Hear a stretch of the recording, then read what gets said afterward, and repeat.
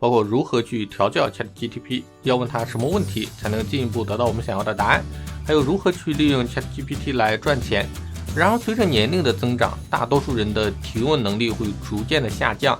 而我们这些从小因为提问而被歧视，或者说已经失去提问能力的人，还有机会重新学会提问吗？前几天我做了一个视频，介绍了 ChatGPT 如何注册。视频发布之后，我看到下面有条评论说，我注册好了，但是不知道要问什么问题。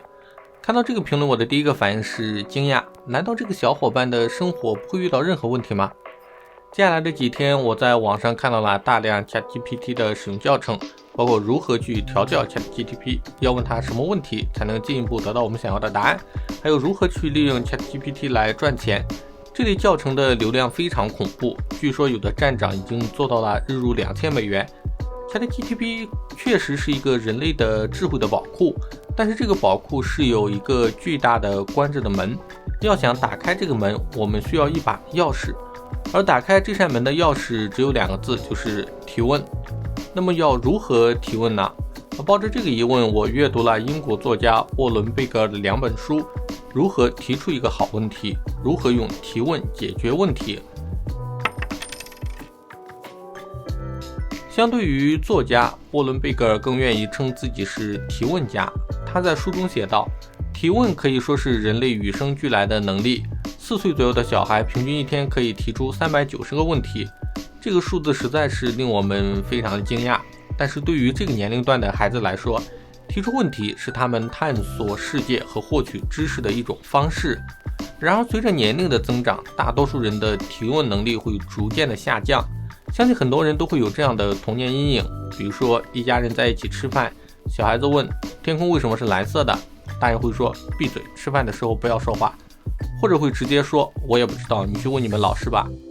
这样的家庭教育就会给小孩子一个负面的反馈，小孩子会认为提问是不好的，会给别人带来麻烦，会惹大人生气，自己也会被骂。久而久之，小孩子就不再去向大人提问了。在学校也是一样的，老师们最喜欢的是那些能够记住正确答案的学生，而那些经常在课堂上提问的学生，一般会被认为接受能力差，比较笨，或者说干脆就是个捣蛋鬼，拖慢了讲课的进度。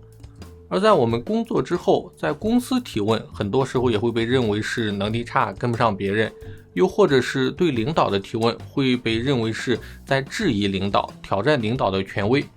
以上这些都是外在的，会让我们对提问产生恐惧的原因。除了这些外在因素之外，还有很多因素让我们对提问这个词怀有深深的芥蒂。比如提问的另外2个天敌是傲慢和偏见。比如说我可能在一个行业里工作了几十年，那么我可能就会觉得自己已经是这个行业里的专家了，我要做的事情是解决别人解决不了的问题，我自己已经很厉害了，对这个行业已经摸透了，这就是傲慢。同样的，因为傲慢，我们会觉得这个人和我的观点不一致，他肯定是错误的，这就是偏见。傲慢和偏见会阻止我们正确的看待问题，提出问题。提问还有一个敌人就是缺乏时间。随着生活节奏越来越快，事情变得越来越复杂，我们只有很少的时间去用于探究、沉思或者进行批判性的思考。我们面临的更多的是 deadline， 需要我们快速的做出决定。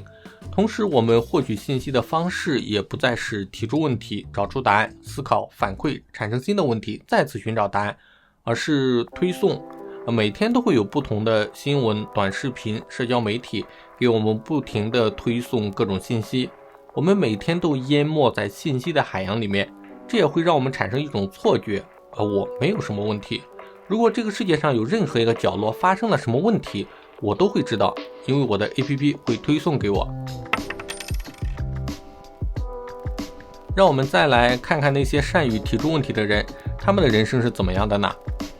蒙台梭利是美国一所著名的私立中学，他们只招收8年级的学生。从这些私立中学走出来的许多学生都创办了大型的科技公司，而这些毕业生被称为蒙台梭利黑手党，其中包括维基百科的创始人吉米·威尔士、亚马逊的杰夫·贝索斯、谷歌的联合创始人谢尔盖·布林和拉里·佩奇。在蒙台梭利，老师们希望能够激励学生更多的提问，要独自探寻更多的知识。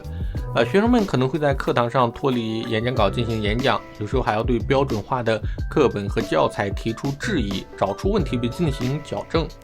苹果公司的创始人乔布斯是这个世界上最忙的人之一，但是他在巡视各个部门的时候，会经常有意识地针对一些基本的问题问为什么。无论是在营销部还是在会计部，乔布斯说，我总是问为什么我们的工作方式是这样的。乔布斯扮演了一个好奇的在公司四处游荡的4岁孩子的角色，这对他和他周围的人产生了巨大的影响，迫使每个人重新审视自己的工作。而我们这些从小因为提问而被歧视，或者说已经失去提问能力的人，还有机会重新学会提问吗？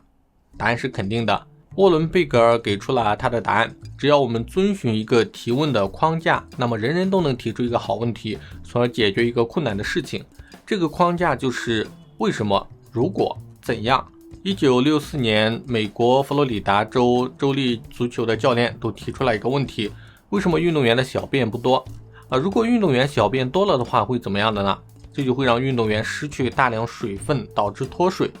他把自己的疑问分享给了学校的肾脏医学教授，然后他们合作开始调制一种新的饮料，可以补充运动员流汗后失去的电解质。这款饮料就是后来大火的加德乐，也由此开创了运动饮料行业。这其中的逻辑就是，我们遇到一个问题，首先要问自己为什么会产生这个问题，如果说这个问题没有解决，会产生怎样的后果，如果解决了，又会产生怎样的后果。为了解决这个问题，要采用什么方法？提问是一个很神奇的东西，只要我们开始提问，就会发现接下来的问题会源源不断，而解决问题的方法也会源源不断。即使不是人类的 AI， 也会在提问中成长，也会通过我们的提问修正自己，让自己更加的完善。那么大家对这期视频有什么要提问的吗？欢迎在视频下面留言。以上就是本期视频的内容，觉得还不错的话，欢迎点赞分享，并且订阅我的频道，点开小铃铛。那我们下期再见。